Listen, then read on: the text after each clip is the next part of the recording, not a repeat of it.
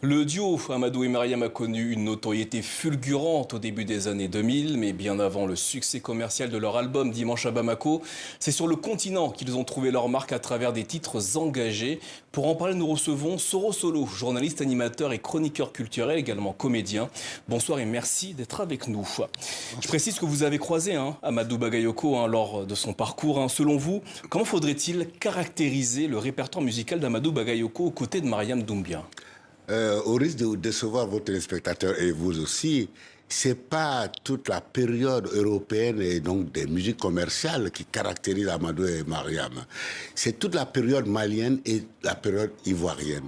En ce sens que, comme on l'a dit dans la vidéo, ils se sont rencontrés à l'Institut des jeunes aveugles de Bamako. Et là, dans cet institut, il y avait des groupes de théâtre, de musique, mais qui faisaient ce qu'on appelait à l'époque la création de développement, qui consistait à voyager à travers le monde avec leur art pour le théâtre ou la musique, pour conscientiser les populations, pour déconstruire les croyances, les superstitions liées au handicap. Et notamment, ils ont été victimes de ces croyances, ces superstitions. Ah ben bien sûr, parce que si vous écoutez toute la panoplie de ces musiques, pour moi, qui sont les plus emblématiques, il y a un titre qui s'appelle Terena Sebe, traduction en français, l'amulette de la journée.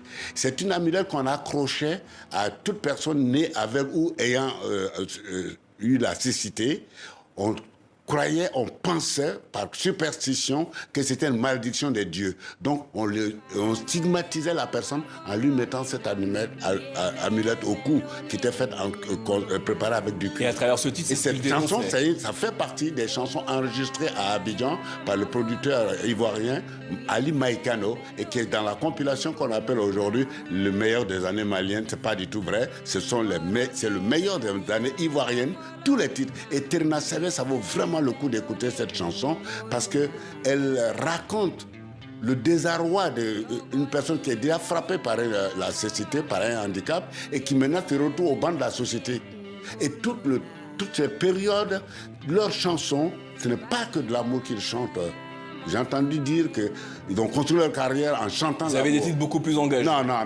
Ils ont construit leur carrière, ils ont développé leur carrière en traitant des problématiques de société, en jouant aussi l'espoir et en trouvant des mots poétiques pour remonter le moral de ceux qui sont dans le désespoir.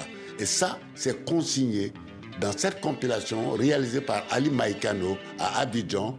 Et vous tombez sur une cassette mythique, voilà, qui est intitulée Amadou et Mariam, le couple avec du Mali, cassette numéro 1. Amadou et Mariam, le couple avec du Mali, cassette numéro 2. C'est ça, la vraie musique d'Amadou et Mariam. Et il y a également le titre Canasson, un morceau qui plaidait pour l'unité entre les Maliens. Totalement. Canasson, si on traduit, il ne faut pas que tu acceptes. Il dépeigne tous ceux qui viennent s'aimer la zizanie entre deux personnes, ou dans un couple, ou dans un foyer.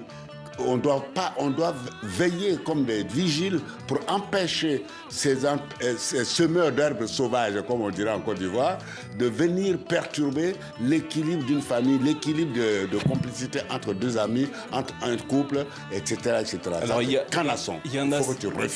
un aspect de la vie artistique d'Amadou Bagayoko qu'on a peu évoqué, oui. C'est sa passion pour la guitare. C'était un véritable virtuose. Oui. Comment est-ce que lorsque vous l'avez croisé, comment est-ce que vous avez reçu ce don qu'il avait pour la guitare? Il faut dire que j'écoutais déjà Amadou Mariam Amadou Bagayoko en tant que guitariste, puisqu'elle a joué dans les ambassadeurs à Bamako. Donc, les guitaristes maliens nous séduisaient tous parce qu'ils avaient vraiment quelque chose de très blues. C'est d'ailleurs ce qui a fait dire à Ali Farka Touré que le blues vient du Mali.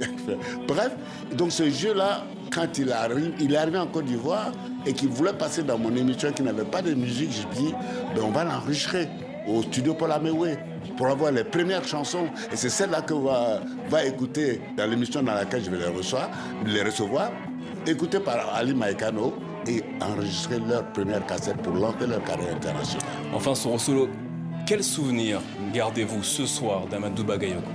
C'est le souvenir d'un couple solide, uni. Comme on dirait à Abidjan, l'air ne peut pas passer entre les deux. Tellement ils sont scellés. Et puis, ils sont marqués par une humilité incroyable. Malgré les succès, les disques d'or, où qu'ils se trouvent, où ils se retrouvent, s'ils rencontrent une personne qu'ils vont rencontrer dans leur vie, ils vont prendre le temps de le saluer à la malienne, les salutations durent pendant un quart d'heure. Et c'est ça que moi je garde de Amadou et Mariam, dans leur humilité et surtout leur bienveillance, parce que je reçois ça comme de la bienveillance, d'écrire des morceaux pour remonter le moral à ceux qui sont découragés, pour féliciter ceux qui ont réussi.